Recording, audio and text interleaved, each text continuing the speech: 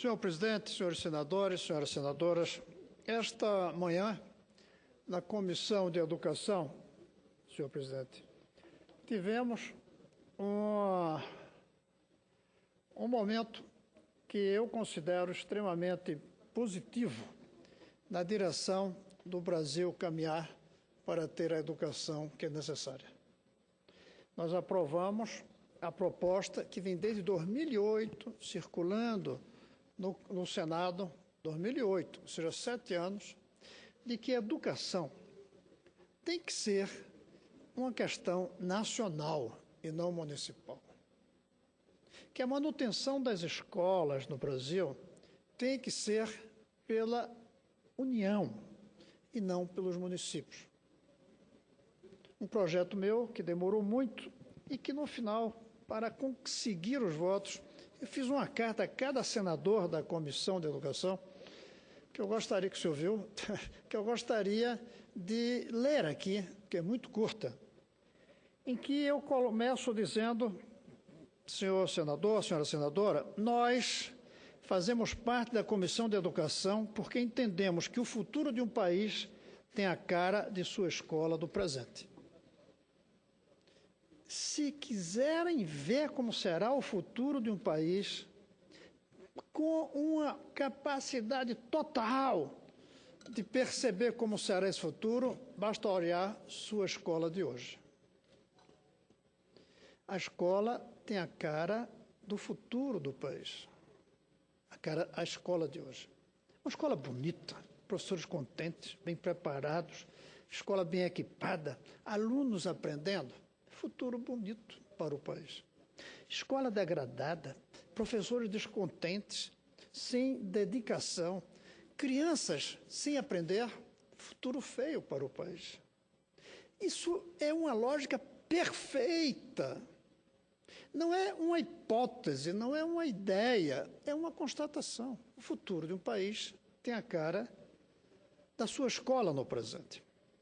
Ao nascer, cada cérebro é uma fonte de energia proporcional à educação que vier a receber ao longo da vida. Salvo exceções de algumas inteligências geniais que não precisam de qualquer educação, qualquer cérebro, ele se torna mais potente na medida em que, ao longo da vida, vai acumulando saber, conhecimento. Para isso, e por isso, é uma insanidade. Eu repito, é uma insanidade nacional negar a educação a 3 milhões de crianças que não estão nem ao menos matriculadas.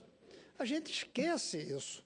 Quando a gente fala que o Brasil já matricula todas as suas crianças, esquece 3 milhões. Para ser mais exato, 2 milhões e 900 mil crianças que não se matriculam, fora da escola.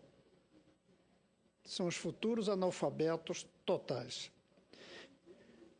E, ao mesmo tempo, é uma insanidade que as cerca de 50 milhões que estão matriculadas nas quase 200 mil escolas estão em escolas sem qualidade, espalhadas pelo Brasil. É uma insanidade nacional. Estamos jogando fora um patrimônio, estamos jogando fora um potencial, estamos jogando fora uma energia. É como se descobríssemos poços de petróleo e tapássemos. Isso é um poço de energia, se bem trabalhado. Ao mesmo tempo desta insanidade da escola ruim, nós temos uma imoralidade, é que a escola é desigual. Além de ruim em média, nossas escolas são muito desiguais. Isso é uma imoralidade. Não é desigualdade, escola desigual. Uma roupa bonita e uma roupa feia é desigualdade. Uma casa grande e uma casa pequena é desigualdade. Mas uma pessoa poder estudar ou não poder é imoralidade. Uma pessoa morrer ou não morrer porque tem ou não tem dinheiro é imoralidade. O resto é desigualdade. Pois nós temos aqui no Brasil um sistema que é insano e imoral. Insano porque sacrifica o futuro do país e imoral porque oferece educação, escola desigual conforme a criança. Nosso sistema de educação de base está entre os piores do mundo E é provavelmente o mais desigual, porque os países que têm um sistema de educação pior que o nosso, ele é em países muito pobres, então todas são ruins. Aqui não, aqui temos uma desigualdade. Isso representa, além da imoralidade, uma insanidade, de certa forma equivalente, veja o que eu vou dizer aqui, não sei se concordam, de certa forma equivalente ao sistema escravocrata de 130 anos atrás, que era absurdo do ponto de vista econômico e era imoral do ponto de vista ético.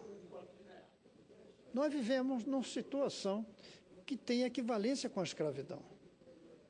É tentando superar esta insanidade e imoralidade que apresentei em 2008 o PLS 320, que visa assegurar a cada criança brasileira acesso à educação com a máxima e a mesma qualidade. Uns vão ser mais educados que outros, mas porque tem mais talento, mais dedicação, mais força de vontade.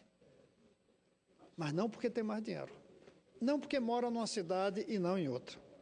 Eu não vejo outra forma de obter isso, o fim da insanidade e da imoralidade, salvo se dermos à nação brasileira a responsabilidade pela educação da totalidade de nossas crianças, implantando um novo sistema nacional que substitua o atual, velho, ineficiente, cansado e dividido em 5.600 pequenos sisteminhas, o sistema de cada cidade, o sistema de cada estado, com suas diferentes carreiras de magistério e com suas imensas desigualdades. Há escolas no Brasil, escolas públicas, em municípios tão pobres, nos quais o custo de cada aluno para a sua educação municipal é equivalente a R$ 2.500. R$ 2.500 por ano. Como é que a gente vai dar uma boa educação nesse sentido, senador Lazier? Isso significa centavos por dia, quase. Menos de R$6 por dia por criança. E outras escolas públicas, e eu falo das 543 escolas federais públicas, que chegam a gastar até 16 mil. É uma imoralidade. Crianças com 2.500 e outras com 16 mil, públicas. Públicas. Pior é que quando a gente coloca as escolas particulares, tem escolas, eu não digo uma, que tem uma, duas, três, 5, 10 de 60 mil reais por ano. Eu falo, algumas das classes médias mais altas, 46 mil por ano.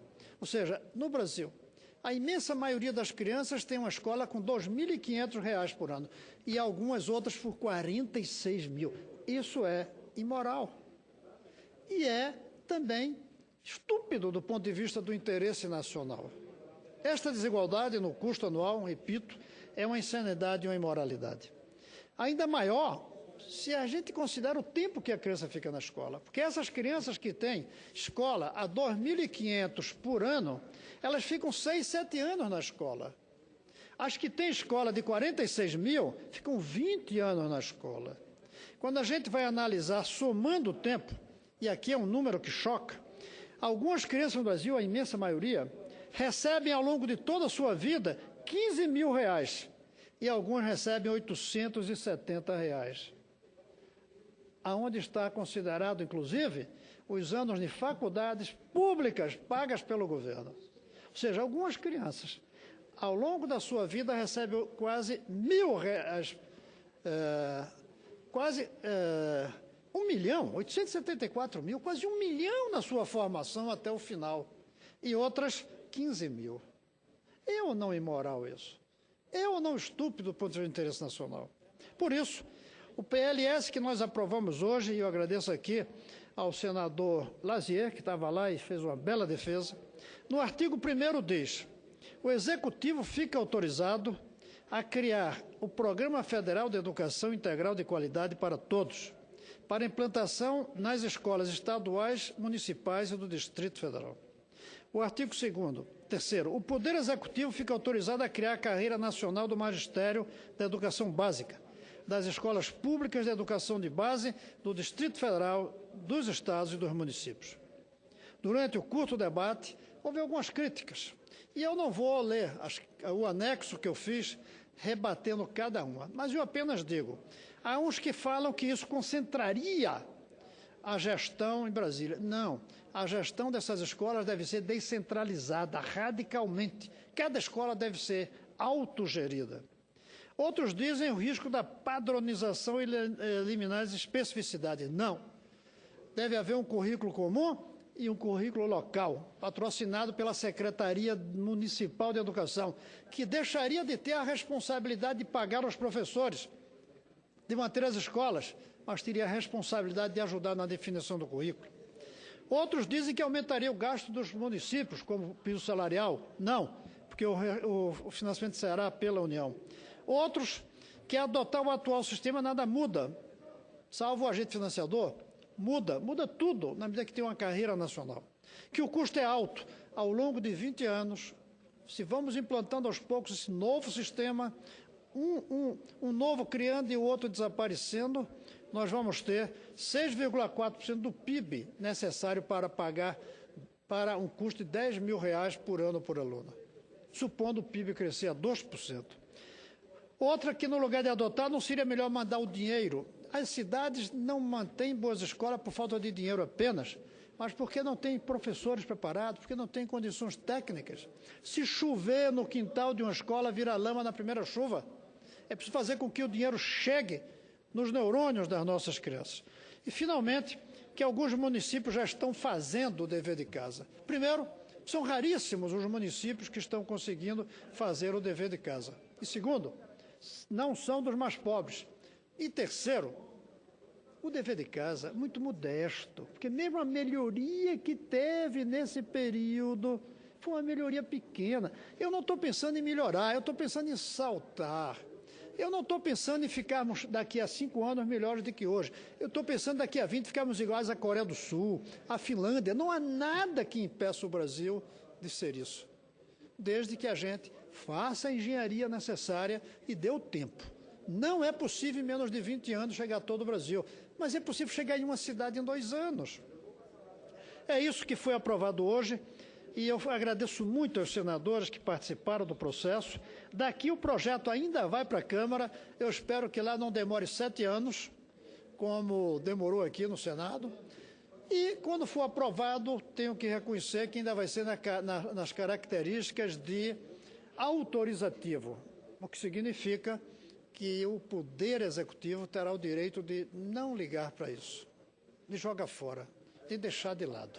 Eu espero que até lá uma pressão suja e faça como o presidente Lula fez. Pegou a ideia, a lei do piso salarial, que saiu daqui, que foi de minha iniciativa, como essa lei, e no meio do caminho ele pegou e disse, eu vou aprovar isso.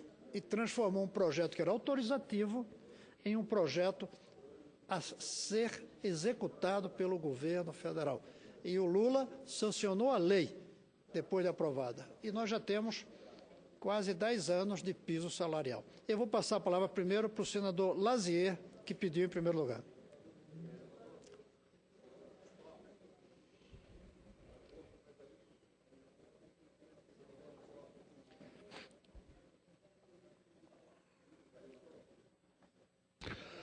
Senador Cristóvão, antes de mais nada, cumprimentá-lo pela persistência, pela tenacidade com que defende a educação no Brasil. E o projeto que hoje aprovamos na Comissão de Educação, se não me engano, 9-1, 9-1, diz bem da procedência da sua proposta ante o abismo que existe entre as escolas brasileiras. Como bem assinalou Vossa Excelência, tem escolas que durante um ano gastam R$500, R$600 com uma criança, e tem outras que gastam 16 mil com uma criança.